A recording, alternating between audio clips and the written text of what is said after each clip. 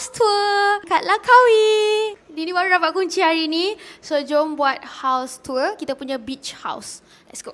Assalamualaikum. Tada! So this is the house. Masuk-masuk je kita akan dapat nampak satu bilik. Rumah ni dah include dengan semua furniture. This is all in. Sekali dengan kabinet.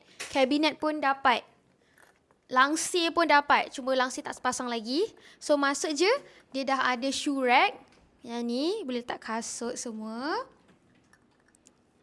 Dekat sini ada cermin. You boleh OTD. Masuk. The best part about this house is the view. Subhanallah, Masya Allah. Sumpah cantik gila. Kes ni dah lupa bentuk rumah ni. Beli masa PKP dulu. Tengok as a visual tau. Masuk-masuk stunning view. So ni adalah ruang area, ruang tamu. TV semua memang dah include. And then this is balcony. So balcony pun you boleh dapat akses pantai. Ni adalah pantai Cenang. Lawanya memang top tier. Daripada sini you boleh nampak Park Royal and then you boleh nampak hotel-hotel lain. And then ni adalah kita punya kitchen area. Ni adalah bag yang Nini dapat daripada Tropicana Cenang. Semua ni. Ni adalah kitchen. Kitchen cabinet semua include biru-biru kan? Nampak tak? Biru-biru macam laut-laut macam tu. Ada sinki, ada stove, ada microwave and include sekali dengan peti ais. Kita ada juga dryer and washer. Bilik seterusnya, ni adalah bilik yang kedua. Okay, ada katil and then dia ada view.